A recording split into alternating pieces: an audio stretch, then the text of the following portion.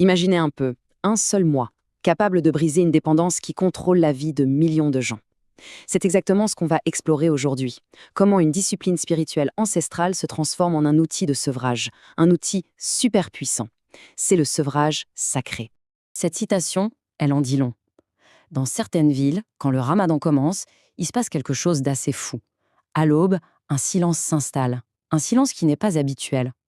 Pour des millions de personnes, ce mois, ce n'est pas juste une question d'arrêter de manger et de boire. Non, non, c'est un combat intérieur complètement silencieux contre une plante qui, tout le reste de l'année, eh bien, elle dicte tout. Alors, pour bien comprendre l'ampleur de ce défi, il faut d'abord qu'on se penche sur l'adversaire. Et cet adversaire, c'est le kat. Attention, ce n'est pas juste une plante, c'est bien plus que ça.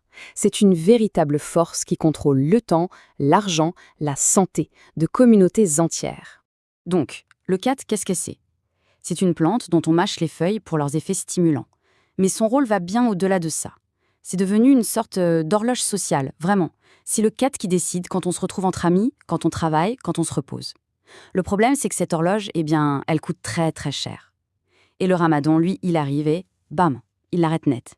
Et là, on voit vraiment deux mondes qui s'opposent dans la même ville. D'un côté, on a la journée type avec le cat, une pression sociale constante, un gouffre financier, une fatigue physique qui s'accumule.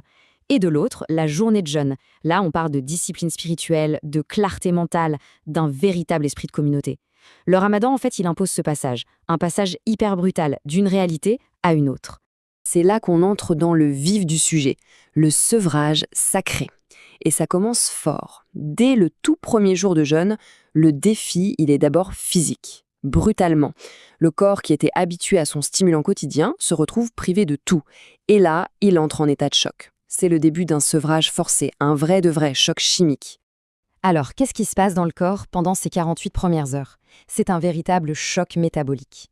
D'abord, le manque s'installe, le corps réclame sa dose. Puis, la catinone, la substance active du cat, disparaît. Résultat, la dopamine, l'hormone du plaisir, chute en flèche. Le cerveau proteste, il n'est pas content.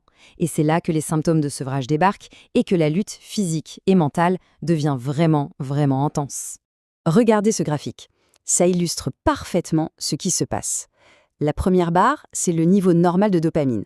La deuxième, c'est pendant le sevrage. La chute est spectaculaire, non? C'est cet effondrement chimique qui rend les premiers jours si incroyablement difficiles. On parle d'une irritabilité, d'une fatigue extrême. Le corps et l'esprit sont littéralement en état de siège. Mais bon, on a parlé de la chimie du cerveau, mais cette lutte, elle n'est pas que chimique. Loin de là.